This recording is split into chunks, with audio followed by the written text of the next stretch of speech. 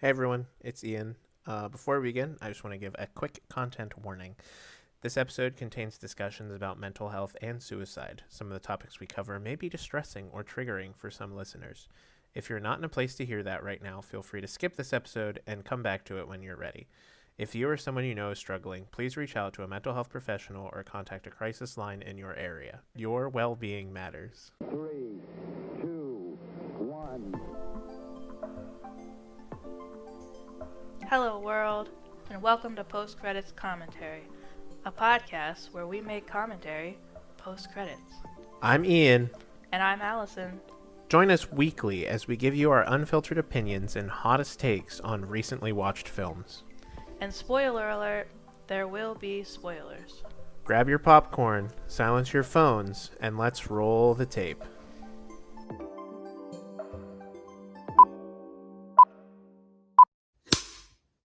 Hello, everybody, and welcome to this week's episode.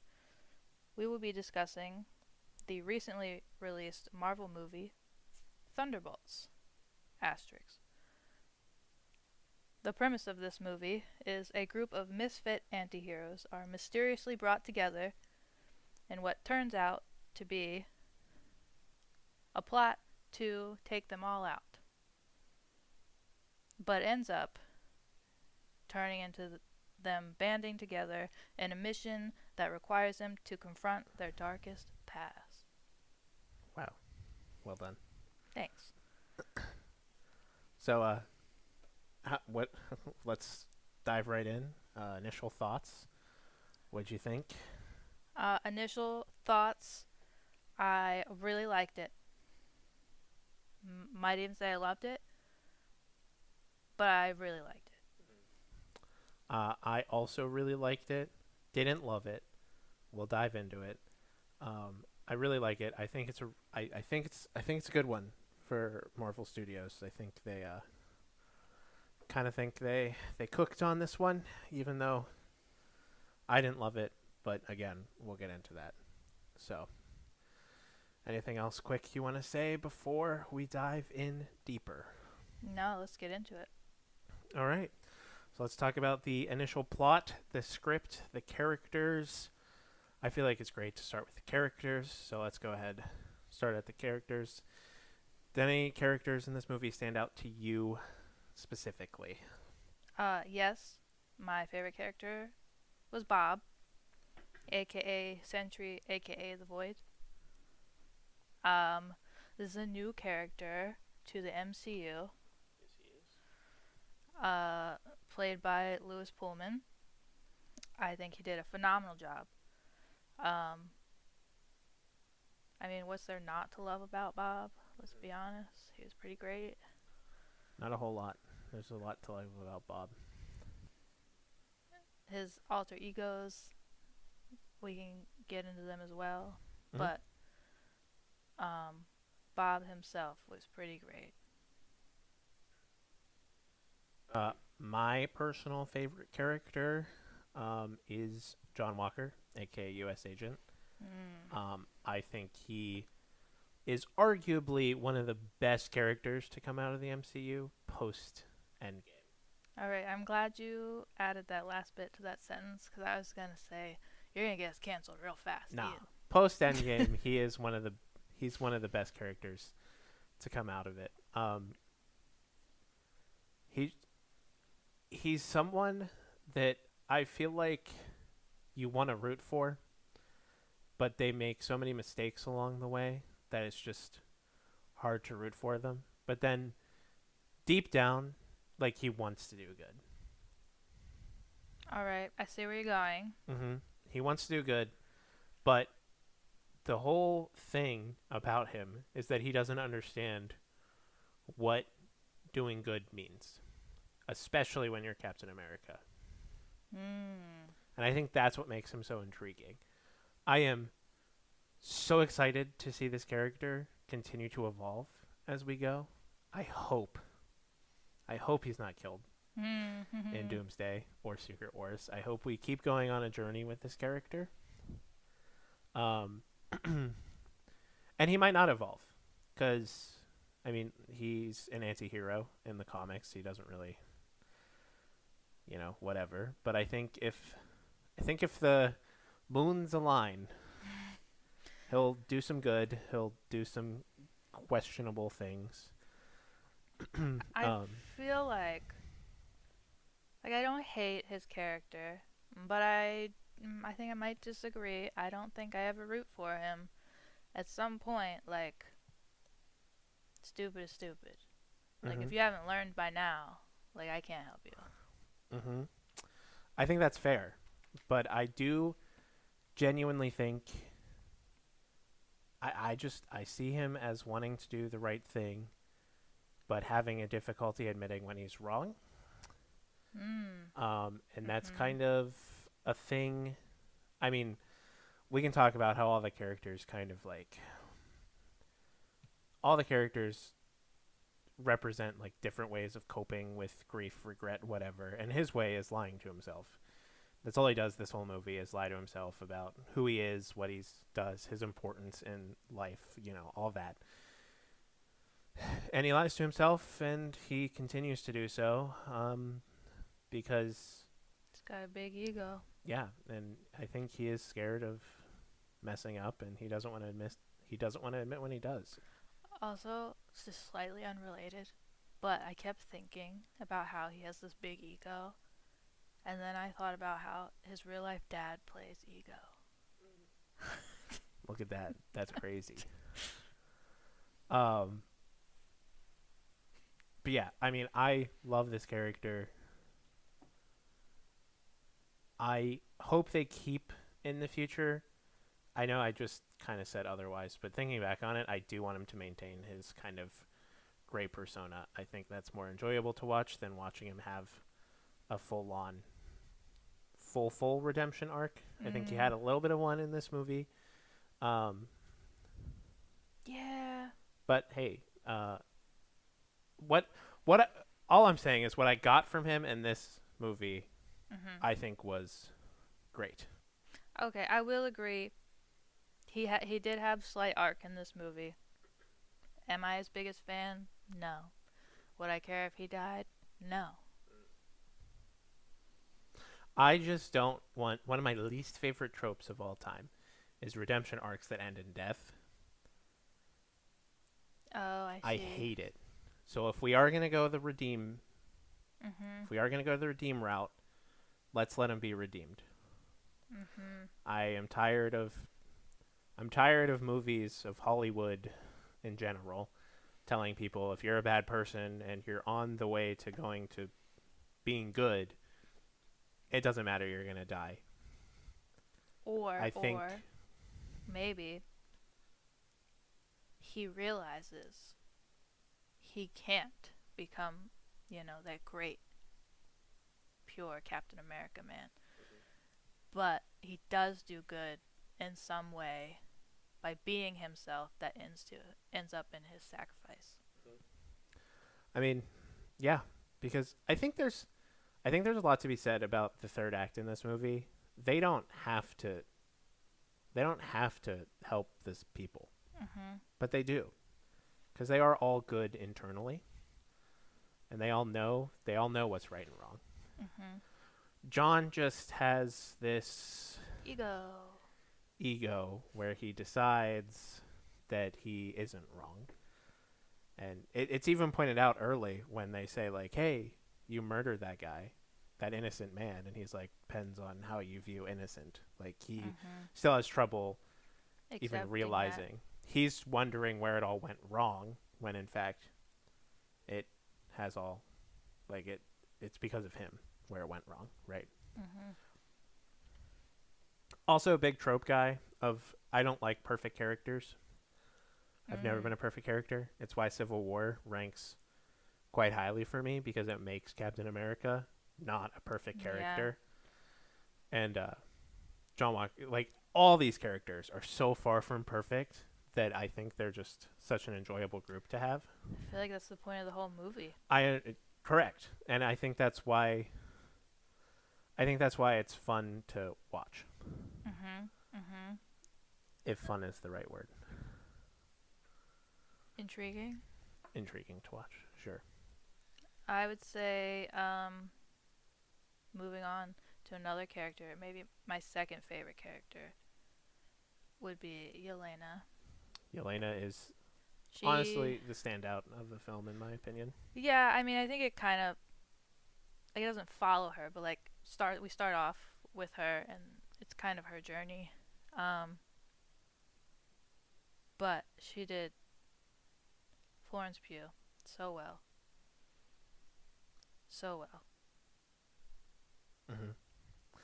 And like when we look at like what John represents, how does like Yelena represent like a different type of grieving to you? Mm. Grieving, Mhm. whatever, Well, regret. I forget how I worded it, but I feel like Yelena, when we first see her, she's really down on her luck, sort of in a way. She's almost like a bit numb. She's just kind of like dragging through life. I was hoping you would say the numb word because I think numb is so relatable to so many people, in my Mhm. opinion. Yeah, I would agree. And I feel like, I mean, not even just her. I feel like a lot of these characters are lacking purpose, and I think that's like a big theme. I know we're not on the theme category, but That's all right. it's a big theme. And ultimately, in the end, she finds her purpose. Mm-hmm.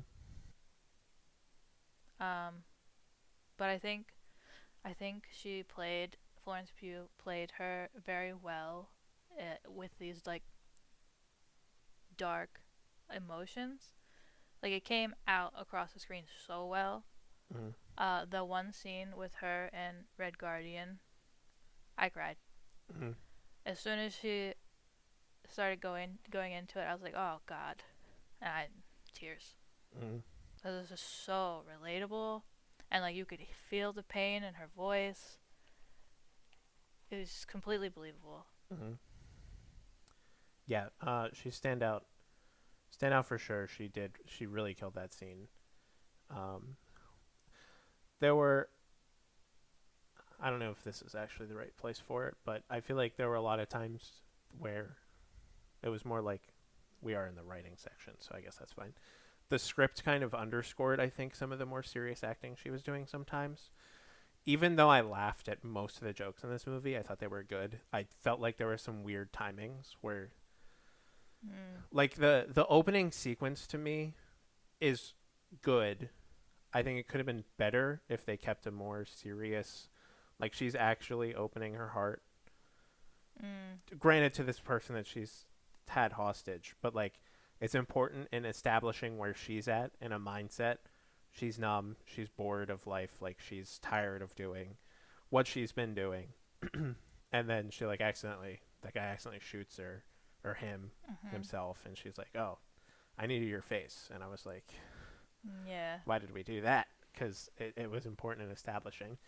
But I mean, I think her character arc is probably the most important in the movie, I would say. Like she, like I said, numb. I think a lot of people can relate to feeling monotonous in their life, feeling numb with things, and like you, something you have is making you numb. Like go out there, find something you enjoy doing. Um, find like a new purpose, and I think that's probably not that we're at lessons, but like that's her Mhm. character is important for sure. Yes. Besides the fact she's the main character, but also she's such a light to the MCU. I think like we've Mhm. seen her in 4 projects now. I want to say maybe this is the third. Mm. Hawkeye, Black Widow, and this. Yeah. Yeah, Yeah. and she's just been a joy in like everything. She Mhm. if they decide to make her the face of the MCU going forward past Phase 6, Mm. I wouldn't complain. I think she's a great addition. I agree. I do think with some of like the humor though, I think like when she's not in this very low mood, her character in general is pretty like witty and like has these humorous comments. Mm-hmm. So I think maybe they're still trying to like keep that to be like, oh, I mean, she's still the same Yelena. Mm-hmm. For Well, sure. Yeah. I mean, some people cope with feeling lost with humor too. Yeah. So like, Especially dark humor. yep, Um, I get it. It just like it felt out of place at times. And again, like I thought it was fun. Like I thought a lot of it Yeah. was funny, but sometimes it felt out of place to me. yeah, I get that. But I also feel like there were definitely certain parts where if there was not a comedic break, I would have been bawling the entire time. Mm-hmm. I mean, I did that for Guardians of the Galaxy 3, and I absolutely adore that movie. So like, Mm-hmm. I don't think it's a bad thing to bawl all the time. Yeah. Ghost. Should we move on to Ghost? Yeah, Ghost. I feel like Ghost, like even though she's like part of the Thunderbolts, still felt like a little bit of a side character to me. Yep. I know. I like to put descriptors on characters, and to me, Ghost is the weakest character in this movie. Even more than Taskmaster. I don't even count Taskmaster. Okay. I really don't. It's fair. I think Ghost is the weakest character. And I like Ghost. I like her power set. I think they did some cool things with her, but in terms of like how she fits into the overall plot and the theming of the movie, I just like Mm-hmm. I don't really understand where she sits in terms of that. I kind of feel like she was like a convenient character. Like, I don't feel like she has a huge arc as far as like her personally. And what she does bring to the plot is just like the convenience of her powers. How she can just like disappear and then come back. Let me go do something off screen that nobody knows about, and then suddenly I'm here again Mm-hmm. because we need this thing. That's pretty much how it felt. Like when I think of how the characters equate to like different types of, Mm. I still cannot think of the word. Coping Coping mechanisms. mechanisms. I like can't really figure out what hers is. Lying to yourself is John's. Numbness and humor is Yelena's, and Ghost just kind of seems like the best I got from Ghost is that she just kind of like pretends like she's fine. trying to do like a kind of a woe is me type of attempt. It's not everywhere in the movie, but like when they're crawling up that tunnel, she's like, "Oh, sorry for me, I have to wear like a a suit that keeps my body from destroying itself." And then like there's another point where she says something along the lines of, "Well, I grew up in a lab, so what do you expect?" That's kind of like what I get from her a bit. I feel like everything about Ghost could have been deeper. Like it could have. We could have dove in deeper with Ghost as a character as a whole. I wonder if this means she's gonna die. I hope not. I really like her. I see the potential there. I think part of the reason I didn't love it was just because I felt like I was disappointed we didn't dive into her as much. But maybe we didn't dive in because they know they're gonna. But then what's the point? You gotta kill characters you love. Yeah, but you gotta start out with a couple that are like, you know them, you kind of vibe with them, but like it's not gonna wreck you. The Infinity War opening was good because they killed off Loki, and everyone loved Loki. Right, but did like they... sure they killed Heimdall too, but like the big thing was Loki. That's all I'm gonna say on that. But again, there's potential for future. She's gonna be in Doomsday. We know that. So we'll see how her character develops or dies as we go. Who else? We can discuss Taskmaster for 5 very seconds, briefly. as long as she was in the film. Look, here's what I'm going to say about Taskmaster. Taskmaster, great character, poorly executed. I think what she did in this movie was cool. That's about it. She had one line. Can't really learn anything from her. She dies. Mm-hmm. That's that. Maybe. Well, her initial arc, she had a lot more going. I don't know why they decided to kill her. I have a theory. It's because fans didn't love her. She was a big missed opportunity. Is all I'm gonna say. So hopefully they set the precedent that she's gone. So now maybe someone else can take their place, aka Tony Masters, and we can actually like have a Taskmaster that. Yeah. I was kind of thinking, I wonder if they also killed her off so fast because now that Marvel is going back to focusing on the content a little more, they're realizing some of their storylines they probably shouldn't have put out because it doesn't mesh with where they now want to go. And so instead of having to do this whole thing that they're doing now with previous films where we hit a multiverse and oh look, there's that guy from that one random Marvel movie that never ever connected before, but we're going to explain it off with this alternate timeline. So they don't have to do that. They're just like, all right, we don't want her. Let's just kill her. Mm-hmm. Maybe. I just think it hurts Ghost. Like, we just spent some time talking about how Ghost didn't really do too much. And it sounds like in the original draft, they were going to develop like a sisterhood type of thing. Mm-hmm. So when you lose half of the sisterhood, it's like, what do you do with the other half? And clearly, not a lot. So, that's it for Ghost. Huge missed potential. I feel like she did some cool stuff. I think her fighting scenes were pretty good. But she died. Rest in peace, Taskmaster. R.I.P.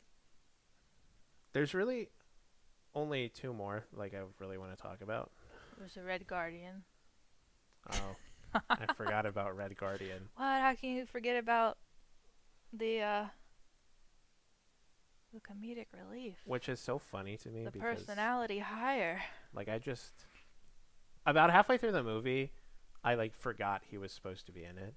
Oh. Like, he shows up in that limo, and I was like, oh yeah, he's in this movie, even though we already had a scene with him. Yeah. Red Guardian is fine. He's what you expect him to be. Uh-huh.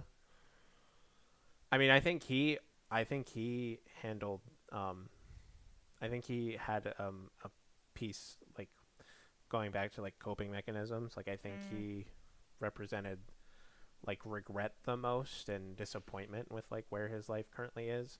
That felt different than being numb. Like, he just kind of isn't as monotonous. He's just living his life, but he doesn't like it. I would almost say like he accepts how his life is. Does he wish it would be better? Yeah. Mm-hmm. But is he like pressed to actually do something about it? Not really. Right. I feel like he's longing for the past more so than Yelena is. Yelena is looking to the future in a way, like she wants something else. But he is content with just reliving the past. Yeah, and that's probably because his best days were in the past. Right, exactly. Like, he realizes that. And again, I feel like that's something I think most people can relate to. You look back in memories and you're like, that was when life was good, you know? I also feel like with him specifically, like it's he felt like such a dad, you know, bringing up the old stories of the soccer team, like, oh, and then Yelena's like, oh, stop, you know. Yep. I think that's relatable. Because he also serves as the support character that Yelena so desperately needs, but she doesn't realize it, you know.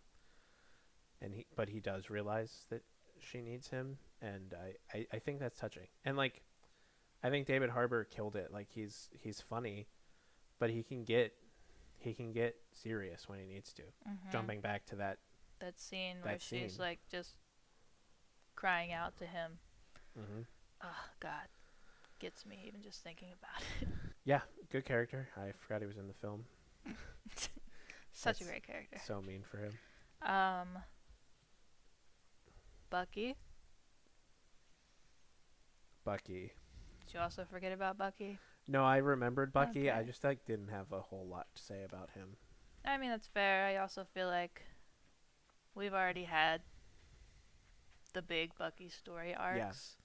that that's kind of my issue. Another issue I have with the movie, and like I get it, you're gonna want as many people as possible in Doomsday. Totally understand that aspect, but I do feel like it would have made sense for him to bite the bullet in this one. It's been a theory I've had since the dawn of its creation that Bucky was gonna die in this one. The Doomsday cast came out, announced, Mm-hmm. confirmed he was gonna be in it, and I honestly was shocked. I was surprised. You I just also thought, off slightly off topic, you also thought that Bob was gonna die in this movie. I did. That's also true. Just because I knew he was the villain, and I was like, Mm-hmm. Marvel doesn't really keep villains around too often. Yeah, but then they released that chair reveal, and Yep, even I was so happy because I didn't want Bob to die. But I was floored by that. But back to Bucky. I, I just feel like Bucky has had his arc. I just am worried that we're gonna like drag it out too long. And look, he has one of my favorite moments in the movie, so like that's great. But I think he just serves, which is needed. He serves to remind them all that he's also been there. Like he's been where they are. He can he can empathize with them. He understands. And he also gets to be like the hero that I think he does want to be in this movie. Mm-hmm. And he gets to do it kind of not in Steve's spotlight, which I think is Mm-hmm. something that needed to come for him. You know, he's always kind of been the sidekick character, and this movie lets him be like a leader, so to Mm-hmm. speak. The post-credit scene seems to imply he's a co-lead again, which is interesting. I Yeah. kind of think I prefer him to be like the leader of the Thunderbolts I would say I was in the future. reading that it's kind of like the dynamic between like Black Widow and Captain America. So like, and I think that's like an homage to that. Hmm. But when you think leader of the Avengers, I think of Robert Downey Jr. I think of Cap Mm. personally. See what sides of the Civil War we were on. Um. So yeah, like he was fine. He I was fine. mean, yeah, I would agree. He didn't disappoint me like Ghost did, but he was fine. I kind of like his whole Congressman Barnes thing going on. Uh, one, just because I like that Marvel is feeling a little more political. You know, we had the president in the last Captain America movie. Now we're still kind of feeling a little political. Um, but also, I feel like we're talking about purpose. Like, he's been doing that. And I don't know that he was like loving it just being a congressman. So then it's what leads him to be part of the Thunderbolts. Um, but that then takes him into back to being able to like be the superhero, but like for a good reason. Um, I don't know. I can't decide if I think they're gonna kill him off in the next movie or not, because he's a big fan favorite. I think people will be real mad.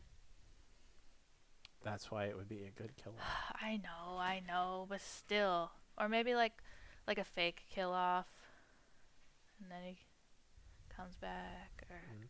retires, or maybe he loses both arms. Uh, we'll see. Uh, we can clump the last two probably together. I feel like Who are the last two? Val and Mel. Val. Let me ask a question. Okay. Is Val the most evil person in the MCU right now? Right now. On Earth? In the MCU right now. No. Who is? I don't know, like Galactus or something. Well, we don't. He's not in the MCU yet. We don't know about him.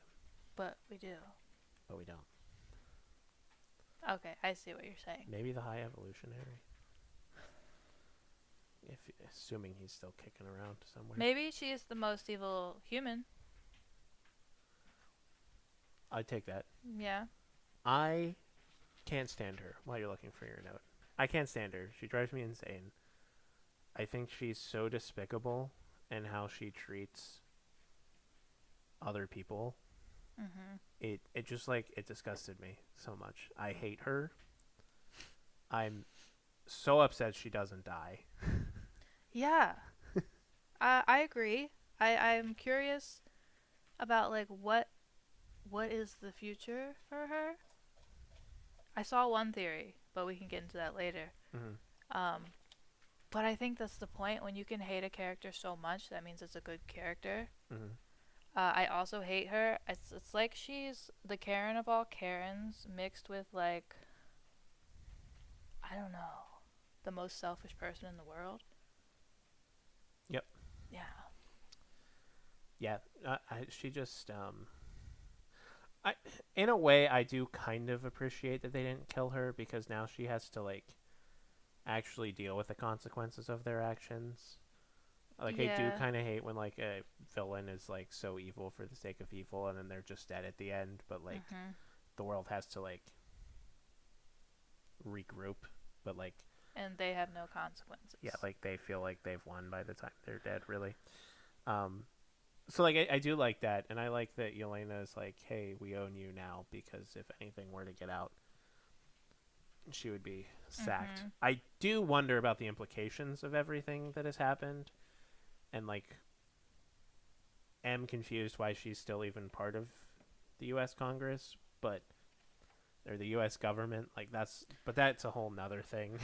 Yeah. I was also confused by that.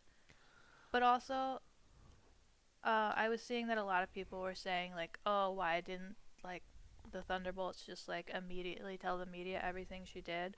But I was thinking about it and I was like, well, this whole movie is about purpose, and all of these characters have finally found purpose. They don't want to give that up. Exactly.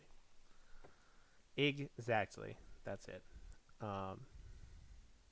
And then jumping off of that, Mel is a new addition to the MCU as well.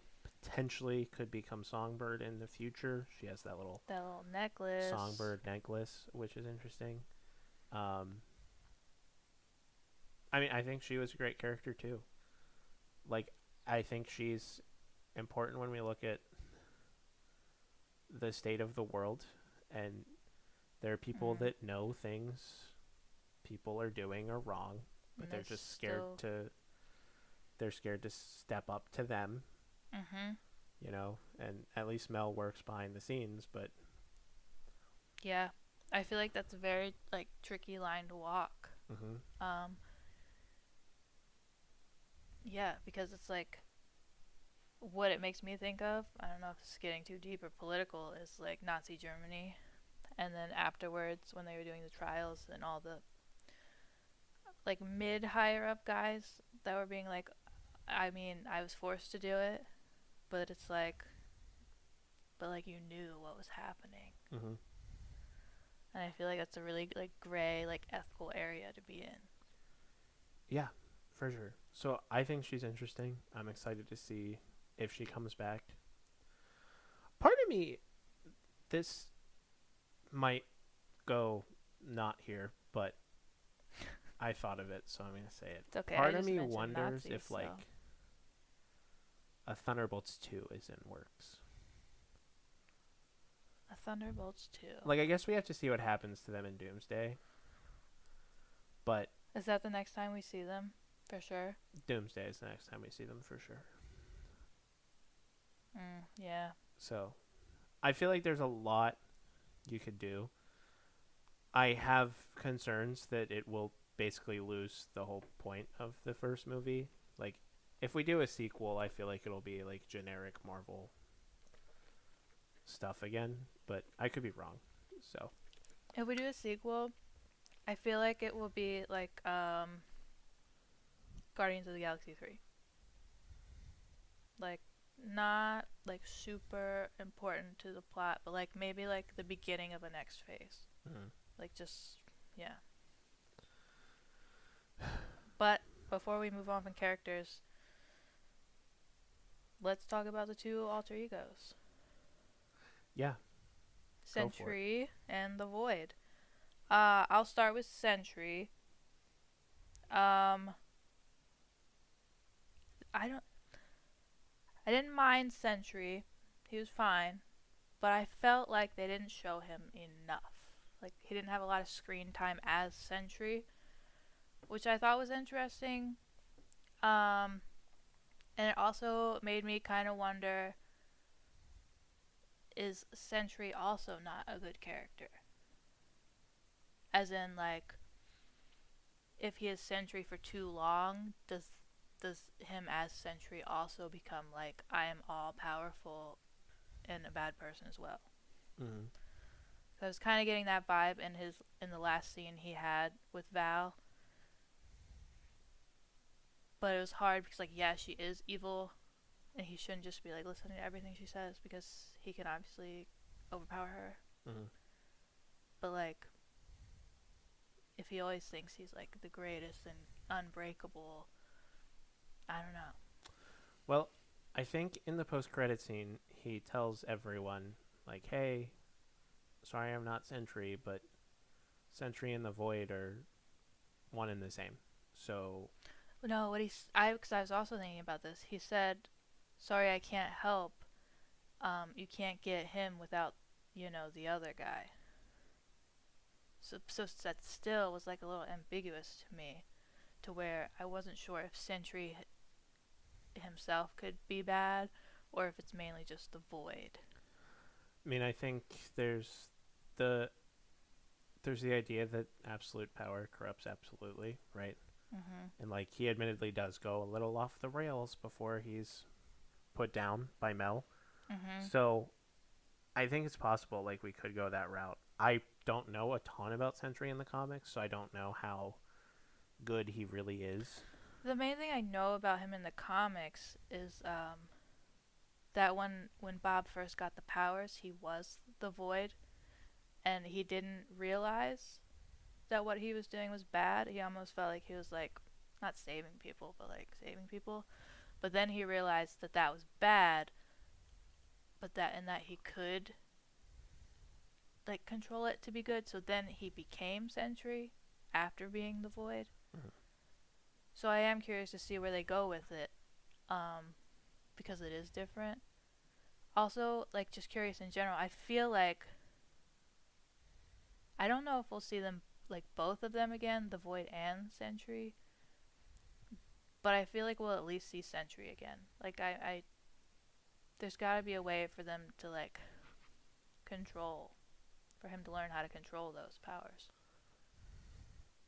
I think they wrote in that little caveat for future appearances, because Sentry is so OP that he's gonna be out of this picture for probably most of the Avengers movies, unless, we'll talk about theories later. Yeah, okay. Unless a theory that I have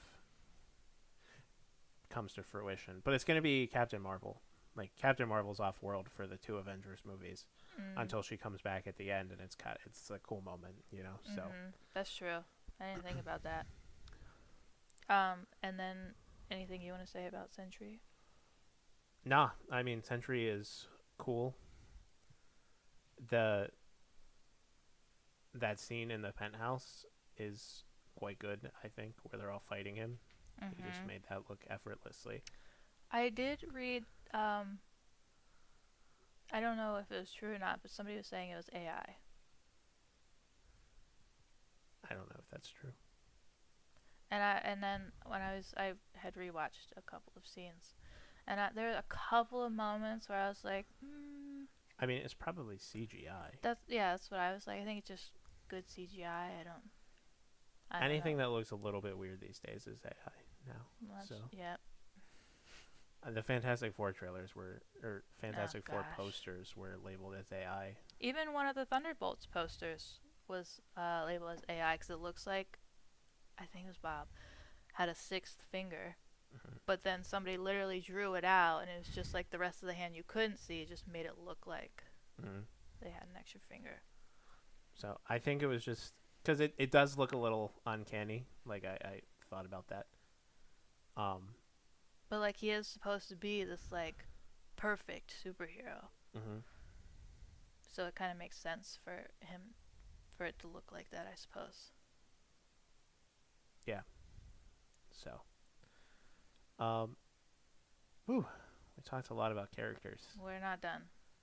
We're not. Oh yeah, the better of the two the better of the two. Yeah. The better of the two, but yet also the worst of the two. Yeah, but he's so well written in this movie. Yes. He's the better of the two. Yep. We are talking about the Void. This character, first off, amazing. I think this is the most accurate depiction of depression that I think I've ever seen in a movie. Like, it's just, in the final scene, this might be my favorite scene of the whole movie, where Bob is beating up the Void. The things that, before they start fighting, that the Void is saying to him, I was like, Jesus, this is like depression to a T. Mm-hmm. Like, it makes you hate yourself, and that's exactly what Bob is feeling. It's just so good. And also the visuals, just the all black with just like almost like how animals at night just had like that sheen on their eyes, just a little bit of white on his eyes like that. So Mm-hmm. good. The Void is for sure probably it's an oxymoron. The Void is for sure, I think, one of the coolest, most terrifying villains in the MCU as a whole. Like 46 projects, whatever, we're on 52 projects now. He's terrifying. Like, he's so well done. He's heavy. He's deep. I think it's also like amazing that he's so terrifying, but like in a subtle way. Like, he's not this big brazen like a bunch of like action and like beating people up and like whatever.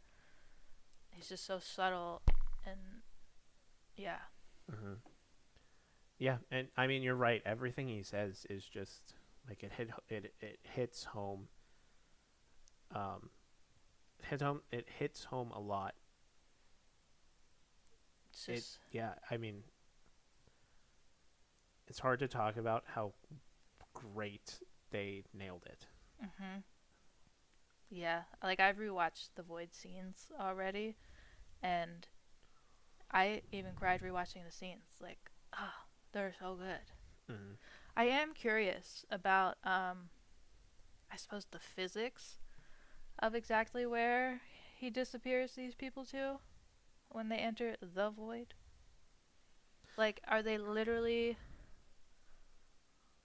Because like to the people like in the world, they disappear. They're just left with this like black shadow almost. Mm-hmm. But then we see, from the point of view of somebody that has disappeared, that they're almost like, are they in the Void's mind? I think the Void is a character and also a place. If I'm understanding Marvel lore correctly. Mm-hmm. So when he like poofs them, their body physically goes to the Void, which is what leaves that like shadow behind. But then I guess when they're there, they're like in their own mind still. Mm.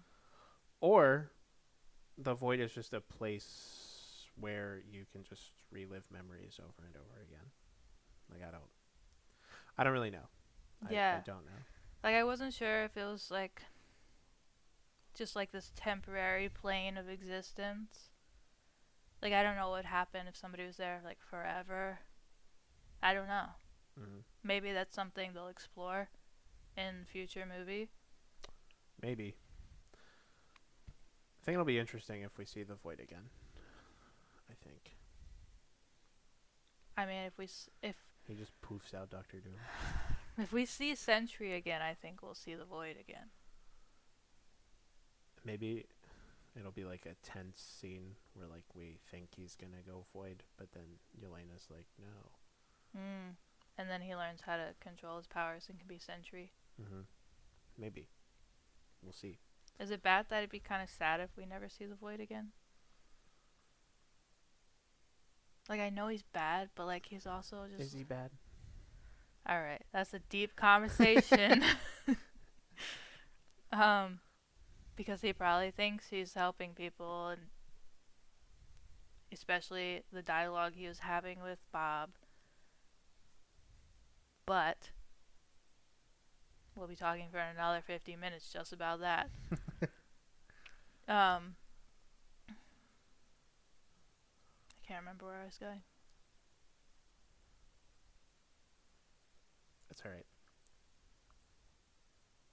That's fine. Cool.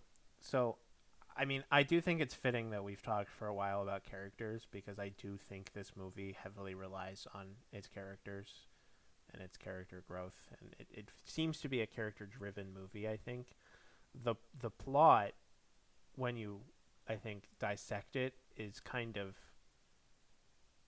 it's a little bit weaker, but I think that's fine because of how well the characters are done. Like the climax of the movie is a character-driven conflict that reaches a conclusion.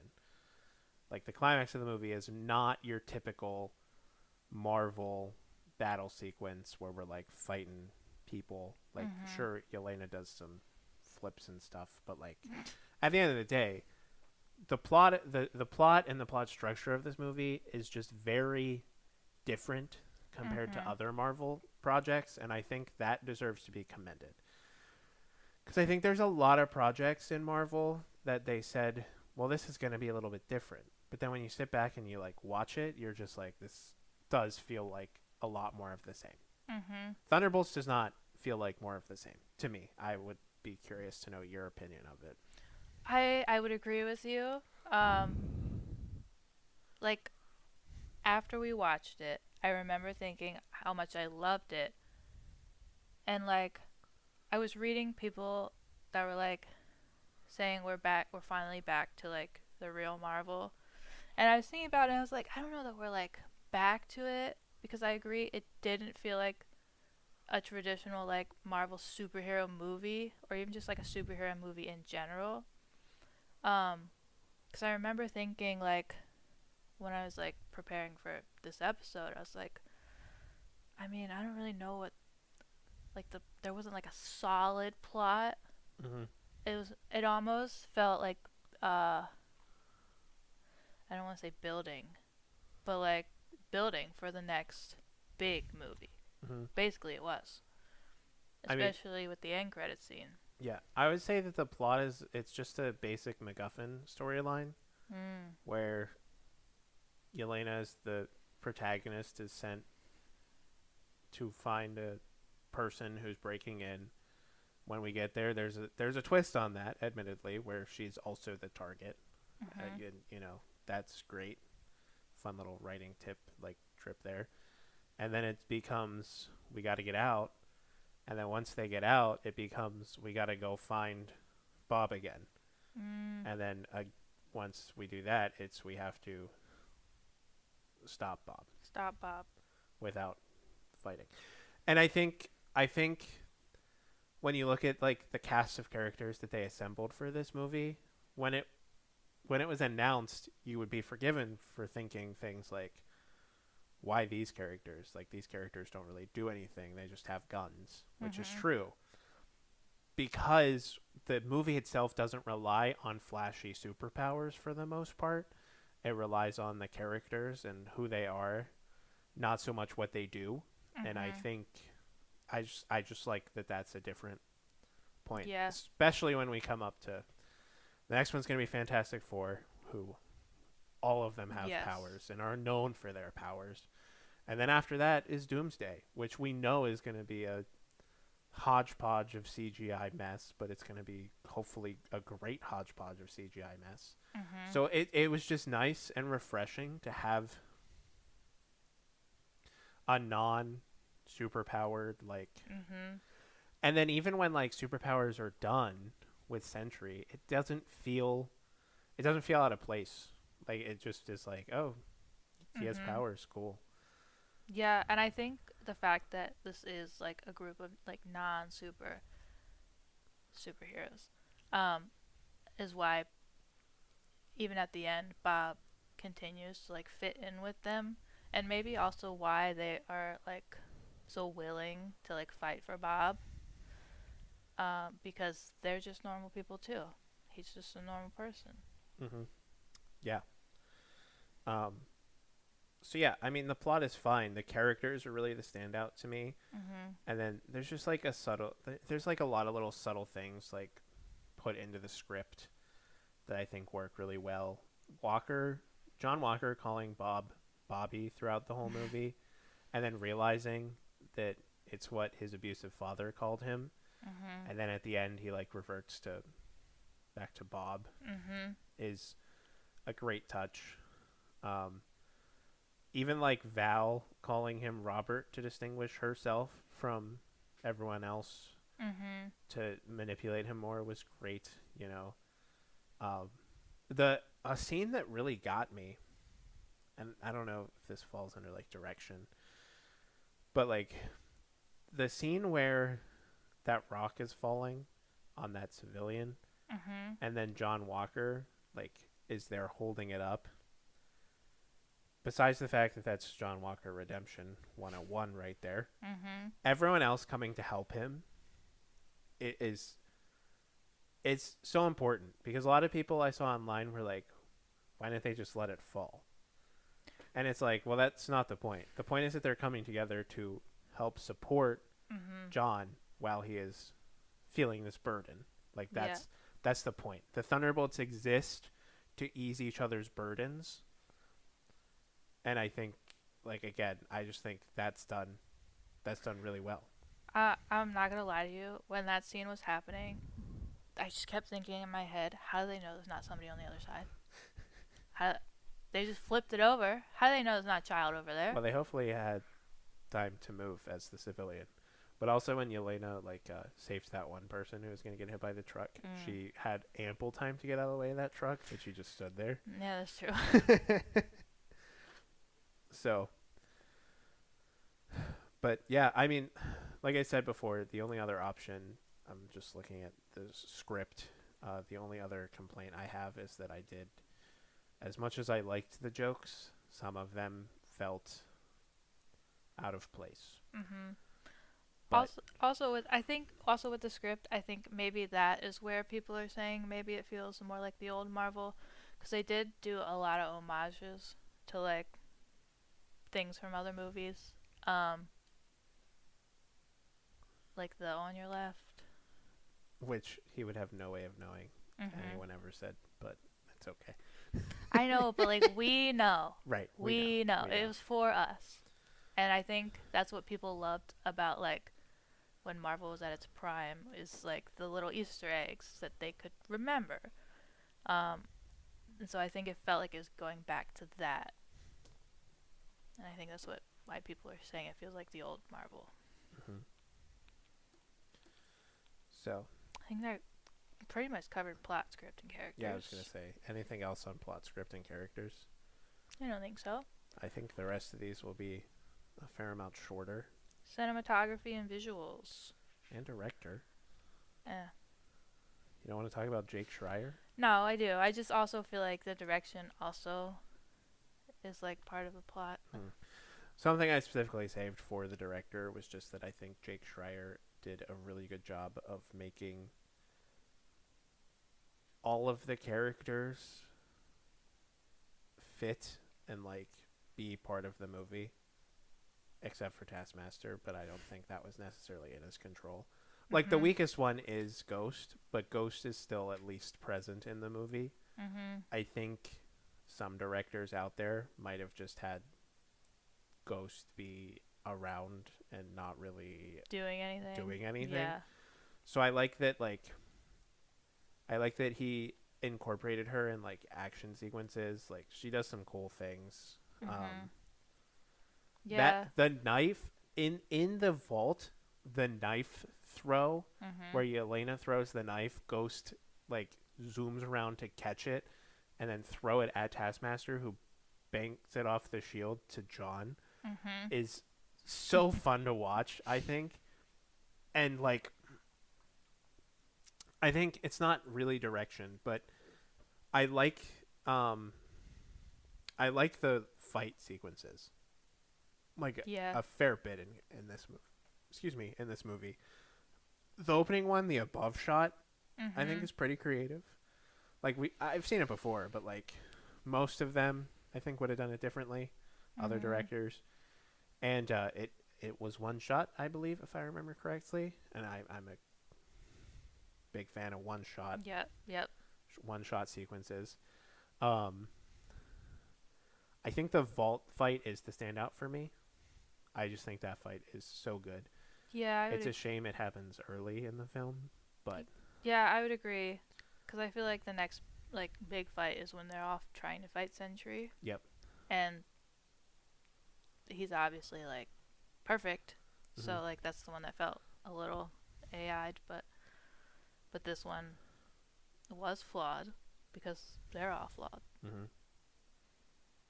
So I mean that's basically it with director. I've heard, I guess what I'm trying to say with director is that doing a group film is difficult on a director because it is your job to make sure that the characters all feel like they have a purpose and that they belong, which I know we already discussed how like we don't really feel like Ghost maybe has a purpose in this movie, but at the very least she feels like she belongs. Like she feels like she's part of the team. I think that is like plays on the convenience character. Like there's definitely moments in the film where if she wasn't there, like they would have been screwed. But like we don't really go deep with her. So there's rumors that he signed on to do the X-Men film. Oh, don't tell me that. Are you serious? Yeah. Oh, thank God. Oh, thank God. Okay. I'm so looking forward to the X-Men films. I got you. I thought you weren't gonna like it. No. I really don't want them to mess it up. Because again, it's like another team up movie. That's true. Yeah. So I mean, if you think about who did team up movies, Joss Whedon, they didn't bring back for obvious reasons. I don't even know who did Age of Ultron because it's the weakest. Because that's a pretty good example, I feel like, of like that team doesn't really feel like meshed or cohesive at all. Like everyone's kind of off doing their own thing for like half the movie, so like that's a weird one. And then the Russo brothers have like two. Yes. And then James Gunn has the Guardians. Yeah, James Gunn may be like the ultimate.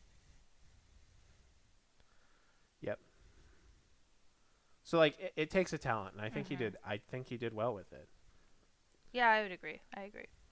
So jumping over to visuals, there's this one I want to talk about so bad, where when Sentry gets shut down with the kill switch, and he's like laying on the floor after they call for the floor evac, and there's like the shadow of the archway, like in the floor, and then it like bleeds and heads toward him.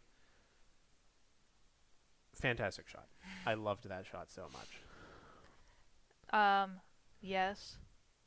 I feel like the visuals with anything with the Void were great, obviously. In like one of the beginning scenes when she is talking to that guy who she has tied up and she's like doing her therapy or whatever. Did you clock the shadows Yep. in that back room? The shadows were there. I immediately clocked it, and I almost thought they were going to just immediately introduce us to the void, and I was like, oh, here we go. But then it didn't, so I was like, well, maybe that was something else. But I think that, like, it was genius. Because it comes back later, too. Yes, it does. We are in Bob's memory there later. Mm-hmm. But I like that they had it there. Mm-hmm. I want to say the rest of the visuals felt just very Marvel. Like, I don't think anything was like the greatest thing I've ever seen. Mm-hmm. But like, I don't think I really expect that from Marvel. Yep. I agree. I didn't feel like there were too many things that like really stood out to me as like really artistic or like really pretty. Besides that one where he's laying there, I think that was good. But other than that, like I do think their visuals for all of their promo before the movie came out were great. Like, every poster or like trailer that I saw was all very well put together. My backdrop is currently one of theirs. Yep. Like, those were all great. The one with them all at the table, genius. Then the whole with them on the cereal box, genius marketing, nice visual. Plays into the mid-credit scene too. It does. And that mid-credit scene, I was not expecting, because I thought it was like the end credit scene that I had heard was going to be the longest one ever. And when it started to play, I was like, "This, how are they going to drag this out?"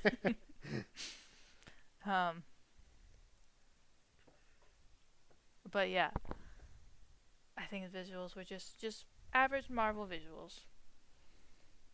Yep, I agree. Anything else with director, cinematography, visuals? I don't think so. Cool. I will say one last thing about visuals. I really liked Sentry's suit. I think that looked good. Yeah. You know what it kept reminding me? I don't know if it's the build or what, but I kept thinking of Homelander's, like, build. Mm-hmm. Like, it felt very similar. I mean, they were compared a lot going into the movie.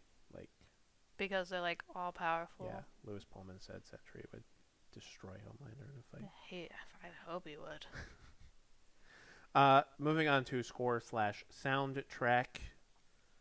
Done by Son Lux, who I've only ever heard in Everything Everywhere All at Once, one of my favorite movies ever, all time.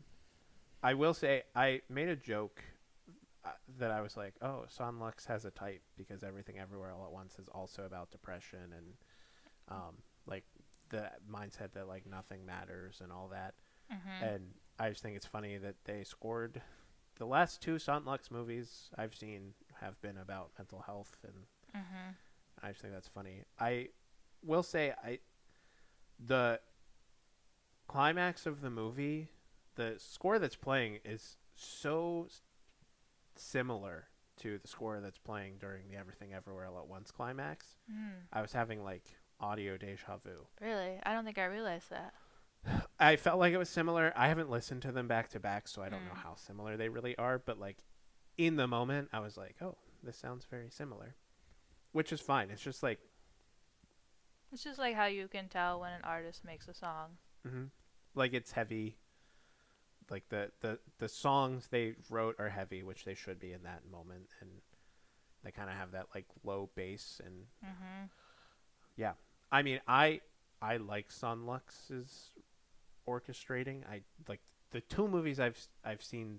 I don't know if it's a them or I don't know if it's a group or like a single person. But they they have a vibe that I enjoy based on the two movies I've seen.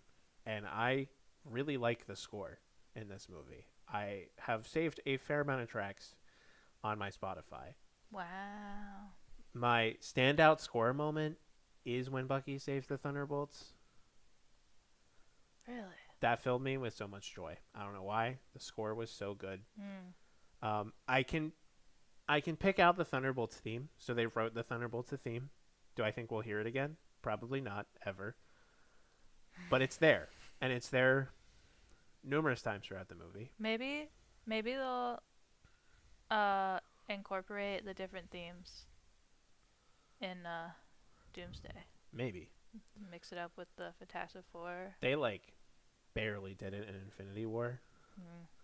They did a little bit more in Endgame, and it was kind of cool, but, Mm-hmm. that's one thing the MCU lacks is theme Mm-hmm. continuity. Some of them have it. Doctor Strange's theme is all over Spider-Man 3 or Spider-Man No Way Home. But Mhm. Michael Giacchino did both of those, so That makes sense. he just uses his own theme.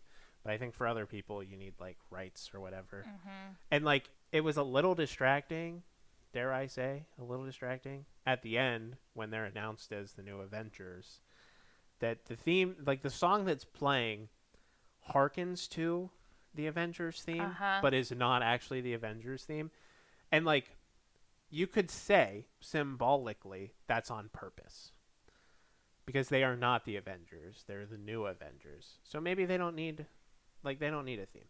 They have a logo that is different than the Avengers logo too. Mm-hmm. So maybe they are trying to make that difference, that. But still similar. Exactly. So it harkens to and then uses the Thunderbolts theme that was established earlier in the movie. So that's cool. I love thematic writing. I think it's great. And they did it in this movie. So I can't be mad. I think it was pretty good score. I'd give the score a A. An A. Yeah, not an A+, an A. Just really good, not a love it. Yeah, pretty good. Quite good. I feel I agree. I also agree the score is really well. I think when a movie like this that touches on so much emotional stuff, I think you need to have that type of score that plays into the emotion. And I agree. I think they do that really well. Because for me to be watching a scene and to not even realize the music is playing, because it's just so much a part of the emotion and everything that's happening, that's gold for me. When we finished watching that, I remember thinking, I don't even remember what music was playing. Mm-hmm. I couldn't tell you. I had to listen to it later. But I think that was really good. I will also say the score has been stuck in my head all weekend after seeing that film. So that's how I know it's a good one. Because if it sticks in here, Well, it's good. the score that's still stuck in my head is Fantastic Four. Literally, constantly, it's just Fantastic Four. We can talk about that too, because the Fantastic Four does make a cameo. After I talked about how there's no melodic sharing, they share the Fantastic Four theme in that post-credit scene, which was it was fun. It was a fun little. But also, the Easter egg. Fantastic Four theme is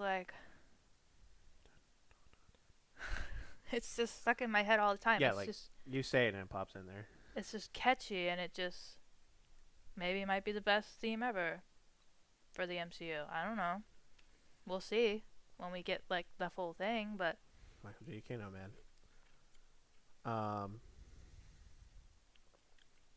Yeah, I feel like that's it for score, soundtrack. We'll just move on to themes, legacy, themes. standout moments. Obviously. We've touched a ton on themes already. Yeah, the main theme here, dealing with, mental health and depression, anxieties, lacking purpose. Shout out to Marvel for releasing this movie at the beginning of May, Mental Health Awareness Month. Planned. For sure planned. Fully support it. Same reason they released Captain America 4 during February. Yeah. Well, they always release something in February though. Yeah, but like you can't tell me they I purposely. mean, yeah, no, you're right. Did they not switch? Didn't they switch these? Wasn't Captain America supposed to I come out think after? it was supposed to be Spider-Man actually that was supposed to release. So they, I'm just saying they move stuff around.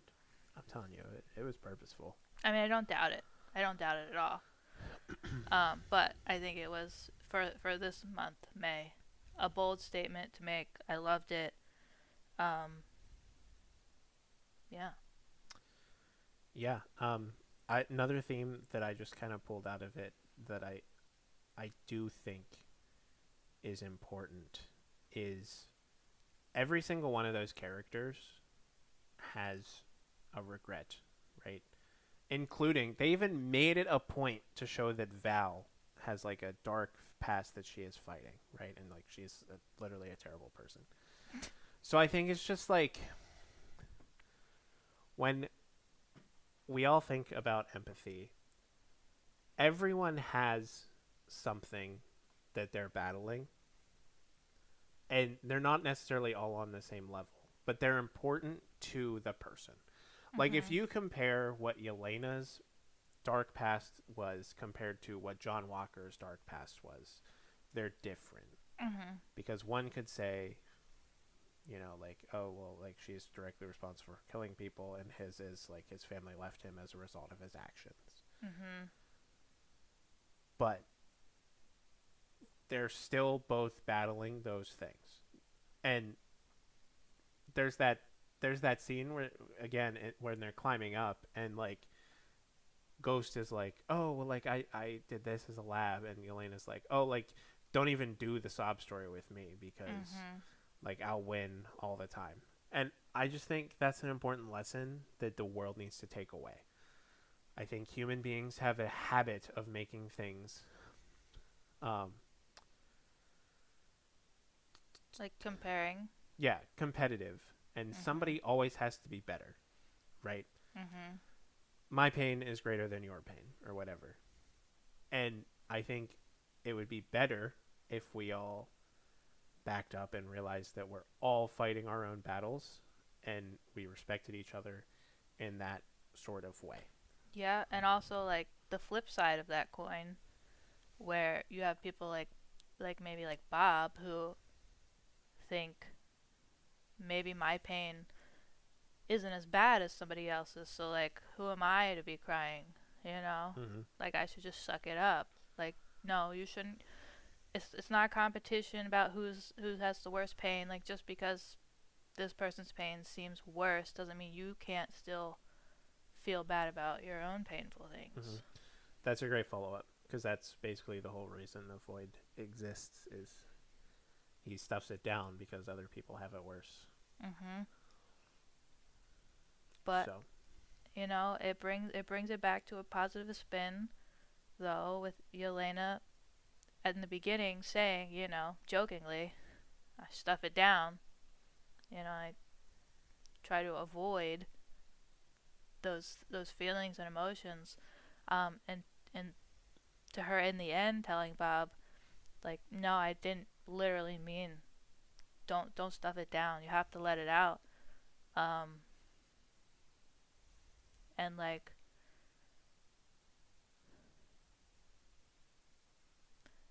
I don't remember where I was going with it. It's okay. I was just gonna say something about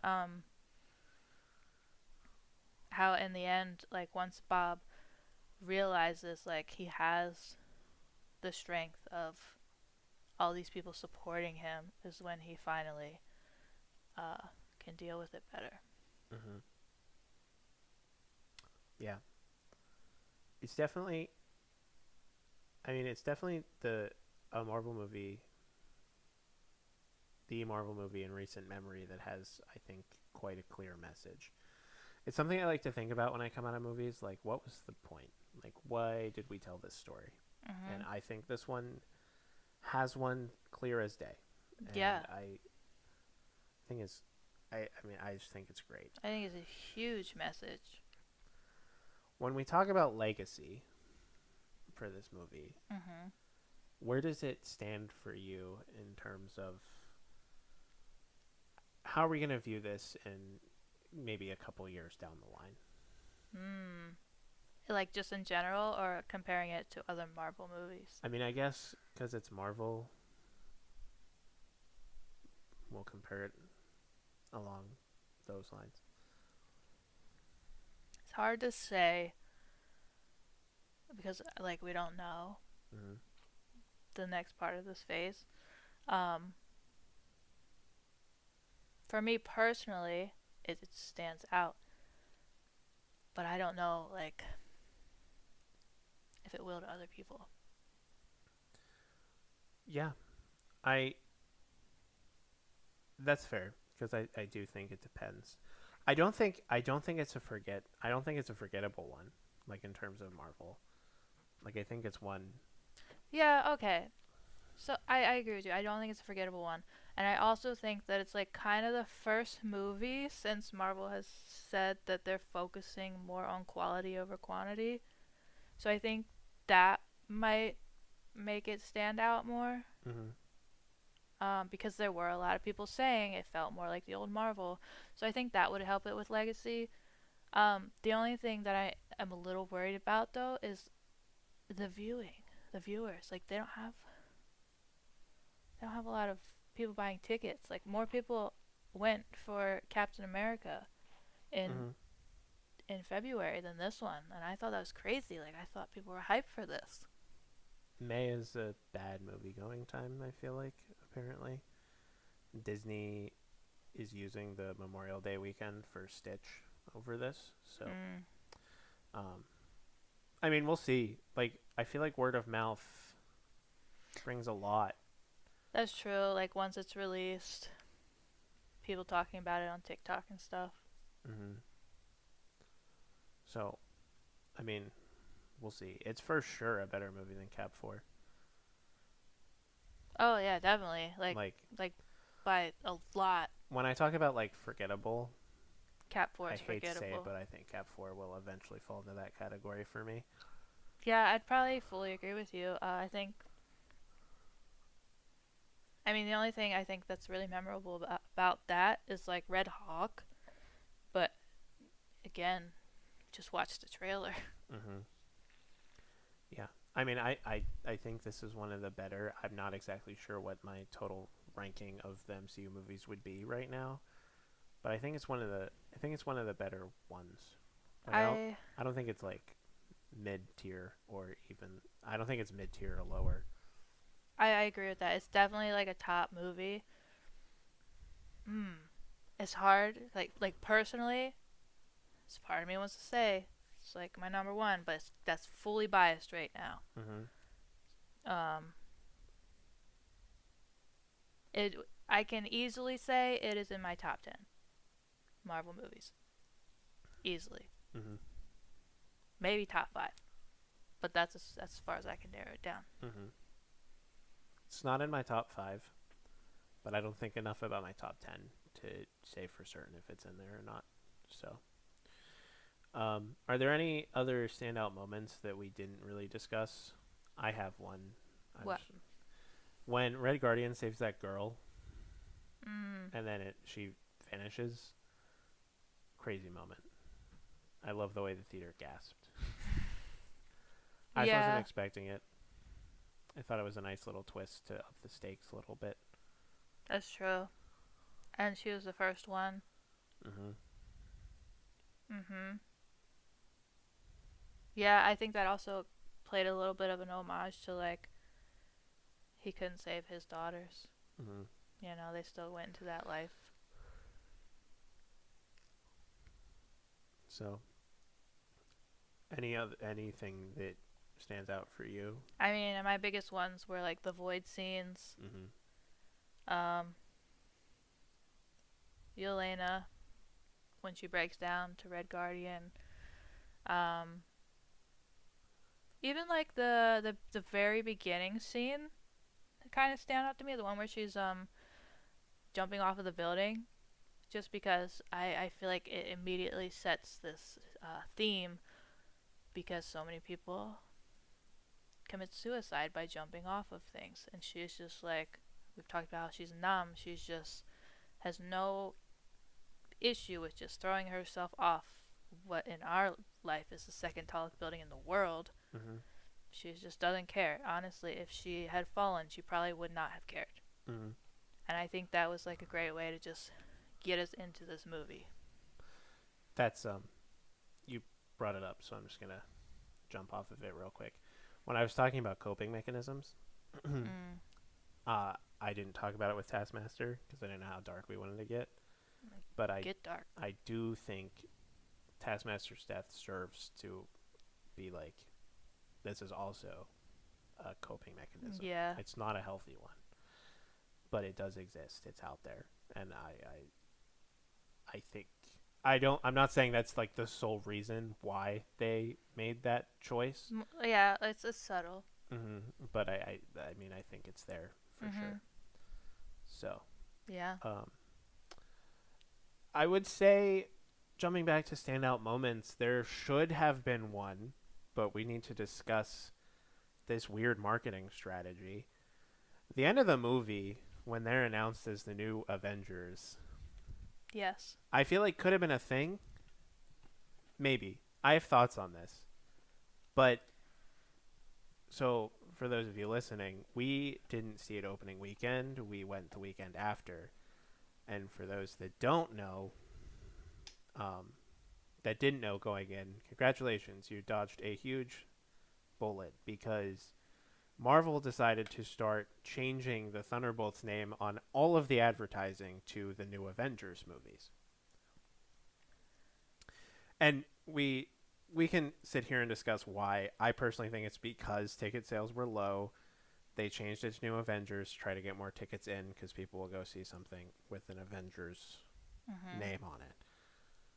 But how do you think at all did it affect how you viewed that last scene of the movie? Knowing that they were going to eventually end up the new Avengers?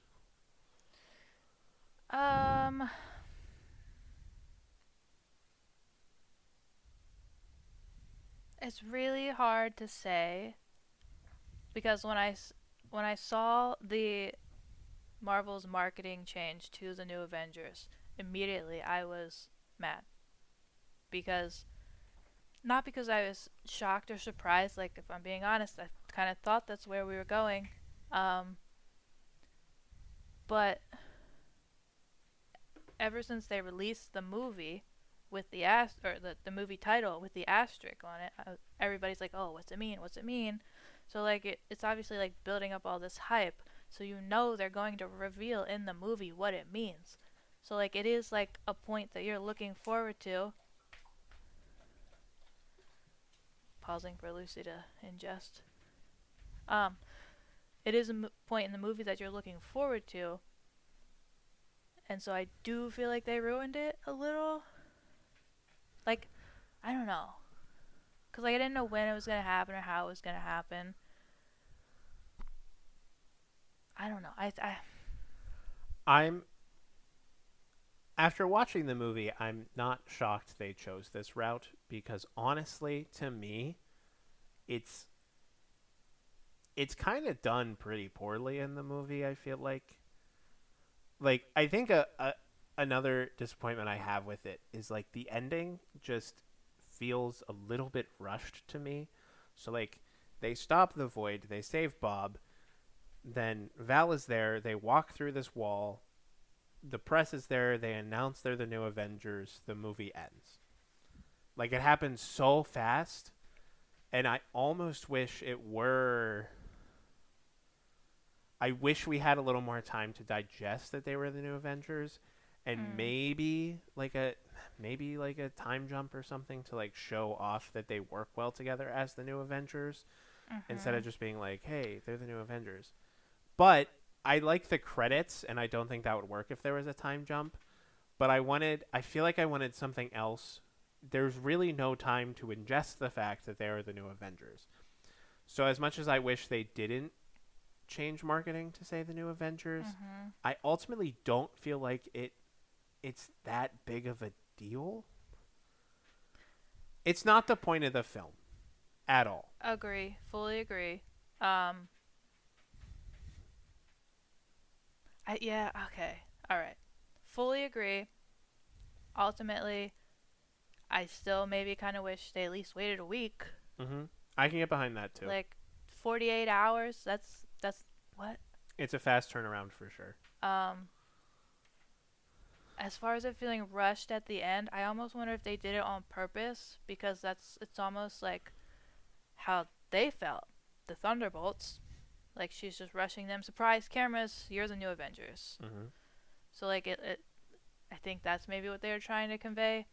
I also think the end credits scene basically is part of the movie. Like I know it was filmed on the Doomsday set and everything, and like it's setting up that, but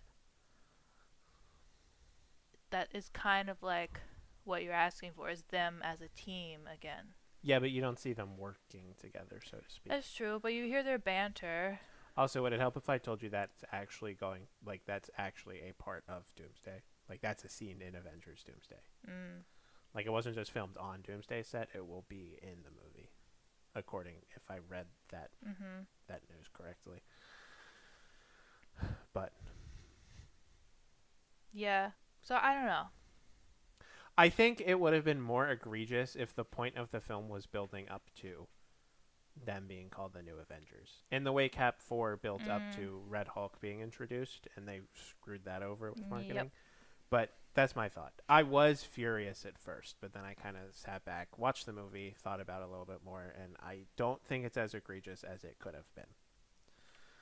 I do also think that like I guess it was like the mid credits before they hit the scene, they're showing all the flashes of like the New Avengers and stuff like that. I think that is also kind of like the establishing part. So, anything else you want to say before we move on to final scores? I don't think so. The only thing I want to say is that I kind of feel like I want to see this one again, which is crazy. So you don't rewatch movies. Exactly. Wild. We're 2 for 2 so far. Maybe the podcast is a good omen. All right. Final rating. Do you want to go first? Do you want me to go first? I will go first. I gave it a 4.5. All right.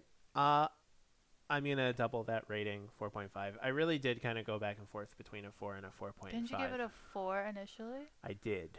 Ooh. I'm changing it. What reason? I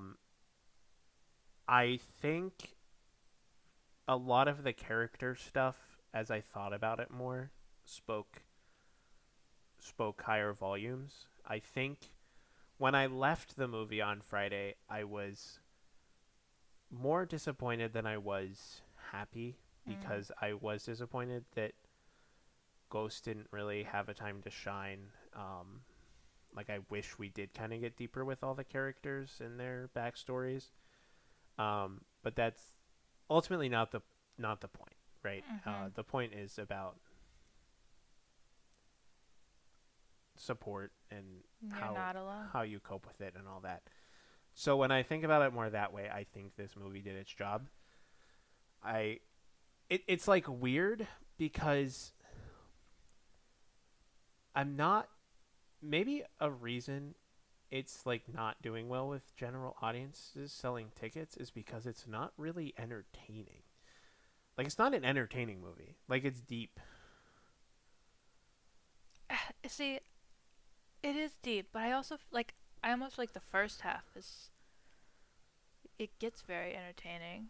You know, when they're like forced together and it's like funny things. But then it gets deep, and then it gets deeper.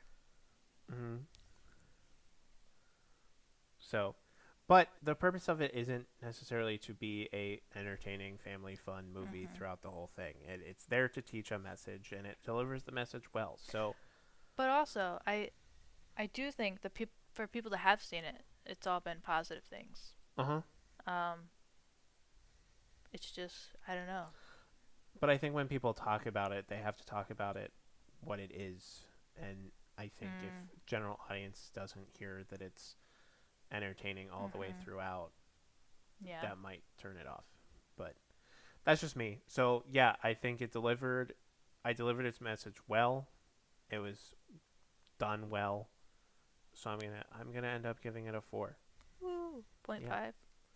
0.5. Yes, thank you. Woo. Sorry, 4.5. So let's do 4.5s for you. Highly recommend. Yeah, go see it in theaters, please. If you want more of this type of movie, support Marvel. We're going to go ahead and move to some trailer talk. There's a couple trailers that we want to talk about that came out either this week or last week. First one I think we should dive into is we got a trailer for The Long Walk based on the novel by Stephen King.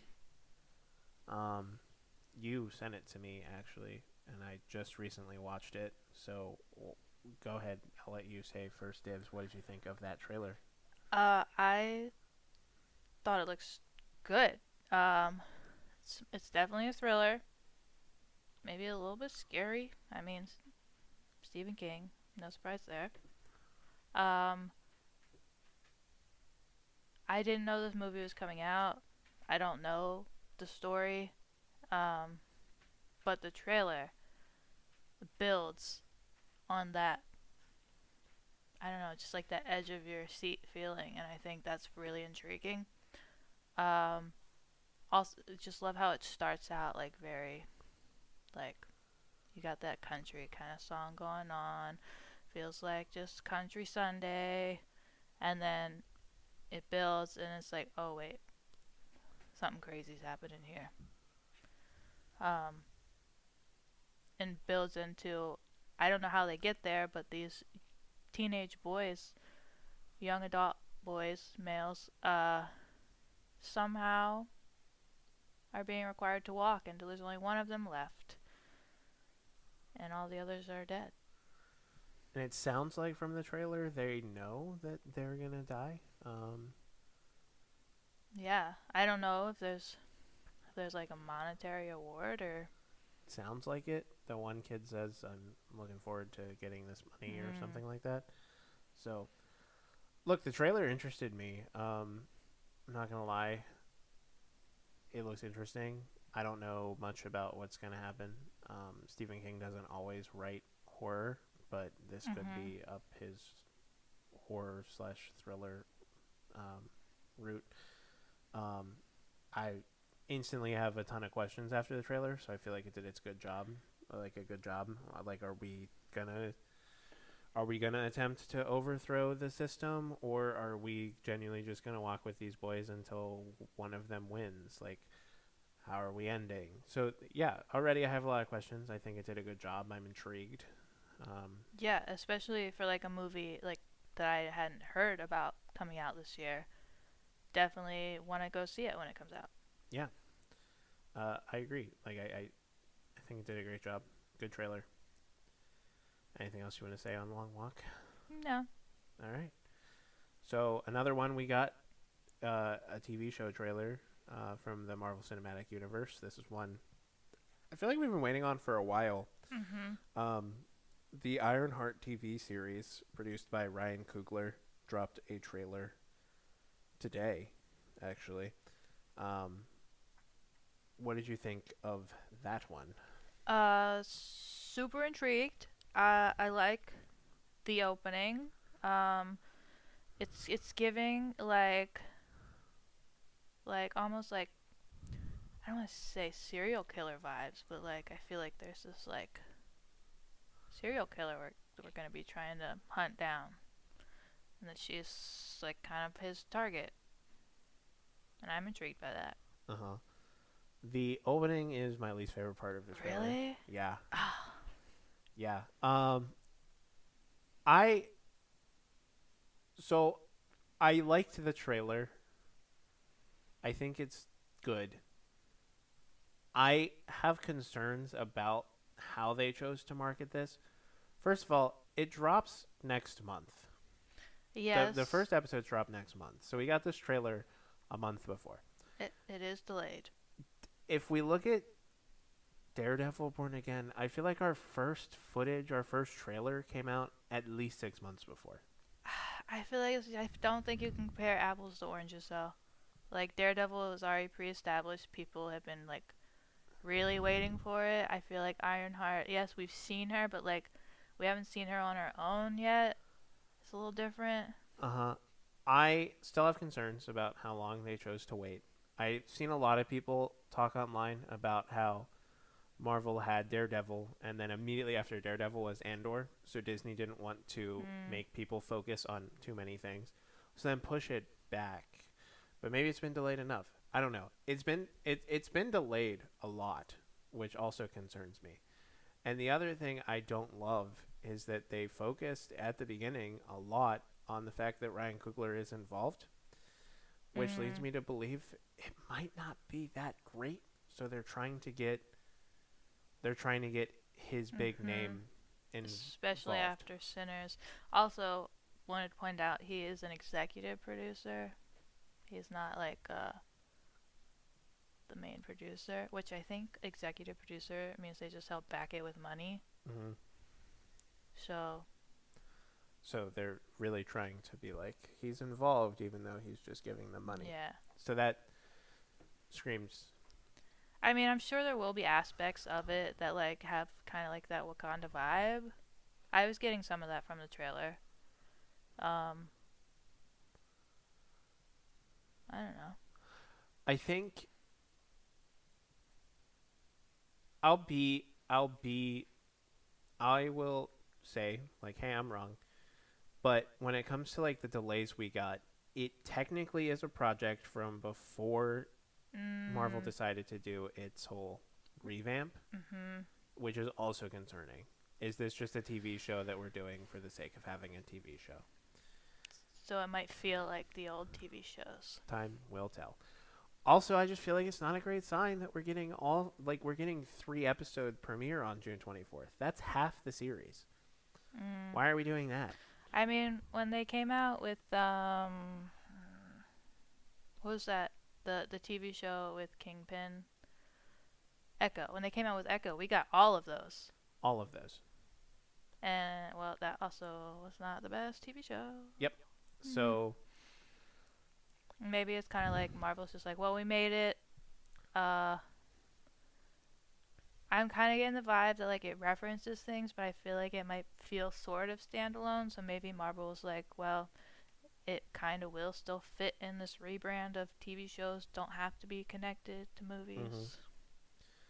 I will admit I kind of dig the science versus magic thing that we're gonna be doing. It seems I like that, and that guy from MIT from Civil War is coming back. Yes. Okay, Dean Pelton from Community. So that's cool. I like that. He's probably gonna be in like 3 seconds of the show, but cool with that. So. All right, Ironheart trailer. I was excited at first, and then I watched it again, and I was like, I don't know, actually. I think there's some red flags in there. Yeah, I feel like it was intriguing. I'm gonna watch it. I don't feel like I have much I don't have high hopes for it, but I don't have low hopes for it. I think it might just be mid. That's where I'm at right now too. So we'll see. And then same day today, like 2 hours later, we got another trailer. Superman. The Superman trailer. What did you think of the Superman trailer? I loved it. I instantly fell in love with Superman.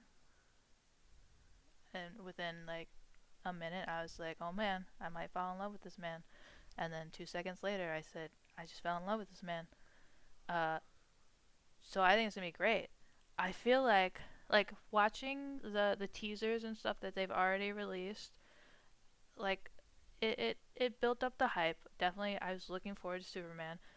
But I feel like the trailer just, like, maxed that up. Like, I am so much more looking forward to it now.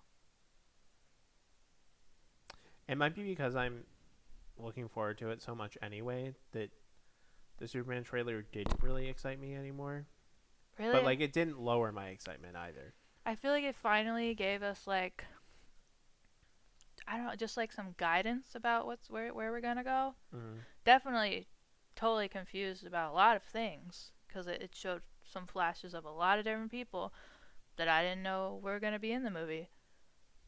But I think it's raised my intrigue. Mm-hmm. I like the scene at the beginning. I thought that build was great. I think it was pretty well written. I think it denotes Superman quite well, where he's just like, yo, people are dying, and if people have a problem with that, like, that's a problem. Um, I Part of me wonders, maybe not, because the first trailer had sort of a similar scene where like he's hanging out with the robot. He's not hanging out. He's holding the robot that died like in his arms, and he's like Mhm. crying over it. But then they released that early footage where the robots are like actual nice characters. And then in this one, they're showing like they show kind of the murder of the robots, and I feel like maybe we should have left that out. I don't know. I feel like there were a couple things. Mr. Terrific also has like a quick shot of like a fight scene Mhm. where I was like, see, I feel like that would have been cooler to see in the movie the first time. Like, are they revealing too much? Maybe. I can't say that for certain though, because I have an idea what the plot is going to be based on the trailer, but like I don't know what the trailer is. So like, have they shown too much? I don't know. When you watched it, you made the point to note that there's a lot of villains in the movie too. Mhm. So are we having like villain overload in this in Superman? I don't know. I just think the trailer is maybe a little too stuffed and a little too long. All right, I'll agree with that. There was definitely a lot going on, and I don't know if that was on purpose or not. Hmm. I mean, I think it's gonna be good for some people. Like I said, I'm already quite excited for this movie and very much looking forward to it. I don't know. I don't know what would have made me increase it more. Like I don't know if it could have increased anymore. I think it's a great trailer. I Yeah, I would agree. So to me, it didn't increase my excitement, but I wasn't like, wow, this looks terrible now. It just felt like a little overstuffed and a little too long. But I mean, I'm still very much looking forward to the movie. Mhm. Yeah, no. I think it was also like good to like see him talking, cause like we see him talking a little bit in the one like preview, but I don't think we've like heard him having like conversations. Hmm. So like it kind of like just adds like how his persona is gonna be, and I'm totally here for it. Hmm. Yep. So there y'all have it. Let us know in the comments what you thought of those three trailers. We'd love to hear from you. And thanks for joining us today on Post Credits Commentary. Until next week, we hope you have a great day, great week. Great year. Wow, great year. Yeah. And we will see you next week. Thanks for joining us. Good night. Bye.